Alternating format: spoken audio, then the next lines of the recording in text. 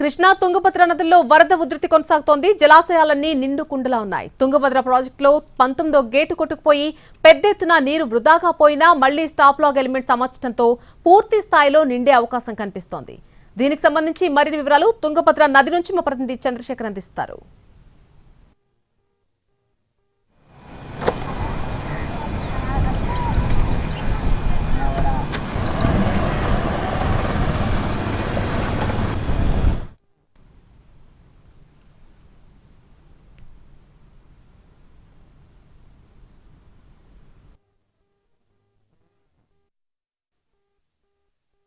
కృష్ణా తుంగభద్ర నదులు నిండుగా ప్రవహిస్తున్నాయి.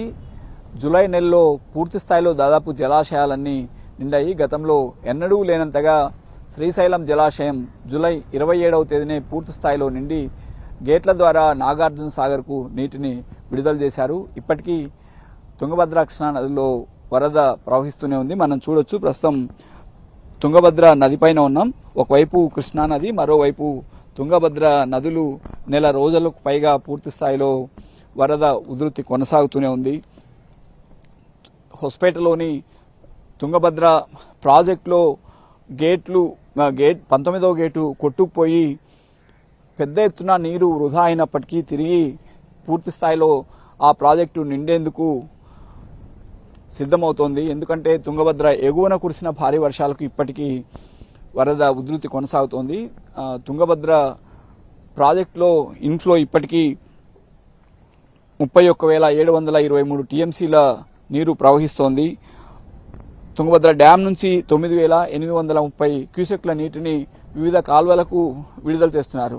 కర్ణాటకలో 4 జిల్లాలు, రాయలసీమలో కడప, కర్నూలు, అనంతపురం, ఈ 3 జిల్లాలకు తుంగభద్ర ప్రాజెక్టు నుంచి కేసీ కెనాల్ ద్వారా హెచ్ఎల్సీ, అట్లాగే LLC, Aluru branch canal, Guntakal branch canal వంటి ఆయకట్టుకు సాగునీరు అందుతోంది.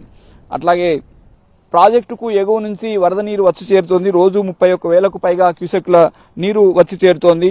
9,830 క్యూసెక్లు దిగువకు విడుదల చేస్తున్నప్పటికీ 12 టీఎంసీల వరకు చేరింది. మరికొంత చేరే అవకాశం ఉంది. అంటే 100 టీఎంసీలకు పైగానే తుంగభద్ర ప్రాజెక్టులో పూర్తి స్థాయిగా నింపే అవకాశం ఉంటుంది.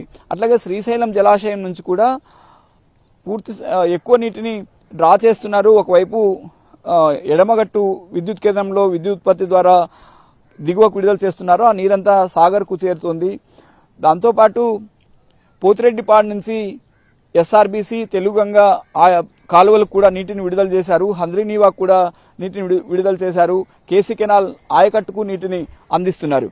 మొత్తం మీద జలాశయాలు పూర్తిగా నిండడంతో ఈ ఏడాది కరువు ప్రాంతాలకు, ప్రత్యేకించి కర్నూలు, కడప, అనంతపురం వంటి ప్రాంతాలకు చాలా ప్రయోజనం చేకూరిందని చెప్పొచ్చు. ఇప్పటికీ వరద ఉధృతి కొనసాగుతున్న నేపథ్యంలో రబీకి కూడా ఎలాంటి సమస్య ఉండబోదన్న ఆశ రైతుల్లో కనిపిస్తోంది. అలాగే వేలాది గ్రామాలకు సాగునీరు కూడా అందించే అవకాశం ఉంటుంది. మొత్తం మీద కృష్ణా తుంగభద్ర నదుల నుంచి విస్తృతంగా వస్తున్న దాదాపు నెలకు పైగా వరద ఉధృతి కొనసాగుతున్న నేపథ్యంలో అన్ని ప్రాజెక్టులు నిండుకుండలా ఉన్నాయి. సాగునీటి కాలువలకు కూడా పూర్తి స్థాయిలో నీటిని విడుదల చేస్తున్నారు.